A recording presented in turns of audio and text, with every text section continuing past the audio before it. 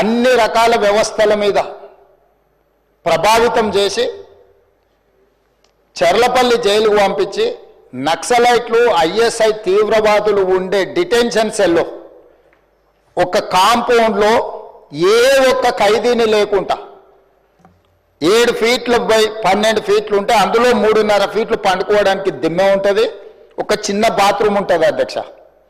16 రోజులు డిటెన్షన్ సెల్లో ఒక్క మనిషిని చూడకుండా నన్ను నిర్బంధించిన ఆ కోపాన్ని దిగమింగుకొని రాష్ట్ర ప్రయోజనాల కోసం ఈరోజు పనిచేస్తున్నా అధ్యక్ష.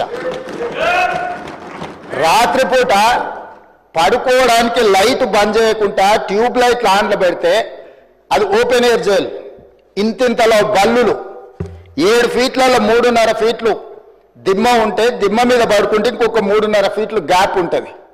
లైట్లు బంద్ చేయకుండా లైట్లు ఓపెన్ పెడితే అధ్యక్ష ఇంతింతలో బల్లులు 20-30 పైన ట్యూబ్ లైట్ ముందు పురుగులు తిరుగుతుంటే అది ఓపెన్ ఎయిర్ జైలు కాబట్టి పురుగులు వస్తే పురుగులను తినడానికి బల్లులు పరిగెత్తుతుంటే ఏ ఒక్క రోజు రాత్రి కూడా పడుకోకుండా మేల్కతో కూర్చున్న అధ్యక్ష. బయట కానిస్టేబుల్ లైట్ బంద్ చేయవా పడుకుంటా అంటే లేదు సార్ పైనుంచి ఆదేశాలు ఉన్నాయి, ఆ ట్యూబ్ లైట్లు బంద్ చేస్తే మీరు పడుకుంటారు కాబట్టి ట్యూబ్ లైట్లు ఆన్లోనే పెట్టమని. ఆ ట్యూబ్ లైట్ స్విచ్ బయట ఉంటుంది అధ్యక్ష, లోపల ఉండదు. ఆ చిన్న బాత్రూమ్ చిన్నది, కూర్చుంటే బయటకు కనిపించేటట్లు ఉంటుంది అధ్యక్ష. ఒకసారి నేను ఎమ్మెల్యేల హోమ్ కూడా నా దగ్గర ఉంది కదా, ఎమ్మెల్యేలను నేను తీసుకెళ్తా, మంత్రులను తీసుకెళ్తా.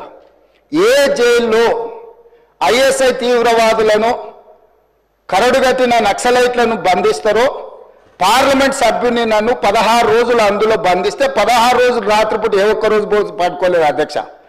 పొద్దున పూట బయటకు వదిలినప్పుడు 6 గంటలకు వచ్చి ఖైదీలను బయటకు వదులుతారు కదా అధ్యక్ష, బయట ఒక చెట్టు ఉంటే 16 రోజులు పొద్దున పూట చెట్టు కింద పడుకున్న అధ్యక్ష.